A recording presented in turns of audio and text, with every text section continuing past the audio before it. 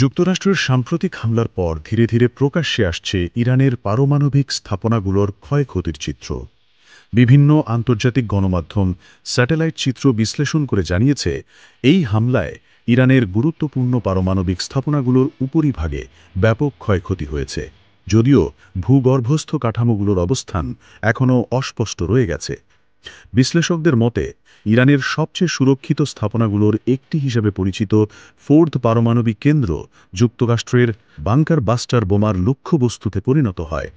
অন্তত দুটি বোমার আঘাতে কেন্দ্রটির 2 থেকে 6টি স্থানে বড় ধরনের গর্ত সৃষ্টি হয়েছে।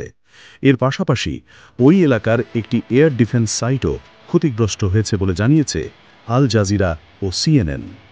অন্যদিকে নাতানজ পারমাণবিক কেন্দ্রে যুক্তরাষ্ট্রের হামলায় তুলনামূলক কম ক্ষতি হয়েছে বলে জানানো হয়েছে। সিএনএনের প্রতিবেদন অনুযায়ী এখানে মার্কিন হামলায় গঠিত হয়েছে 2টি বড় ক্রেটার, যার একটি প্রায় 5.5 মিটার এবং অপরটি 3 মিটার প্রশস্ত।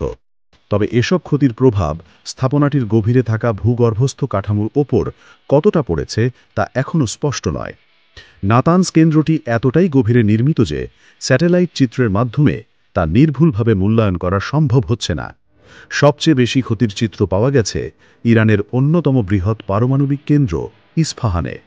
এখানে কমপক্ষে 18টি কাঠামো ধ্বংস হয়েছে বলে দাবি করেছে সিএনএন। এমনকি এর নিকটবর্তী একাধিক টানেল পুরোপুরি ধসে গেছে। ধারণা করা হচ্ছে এসব টানেলে ইরান সমৃদ্ধ ইউরেনিয়াম সংরক্ষণ করত। হামলার পর দেওয়া এক ভাষণে মার্কিন প্রেসিডেন্ট ডোনাল্ড ট্রাম্প দাবি করেন, ইরানের প্রায় সব পারমাণবিক স্থাপনাতেই বড় ধরনের ক্ষয়ক্ষতি হয়েছে এবং এটি ইরানের পারমাণবিক কর্মসূচিতে এক চূড়ান্ত আঘাত।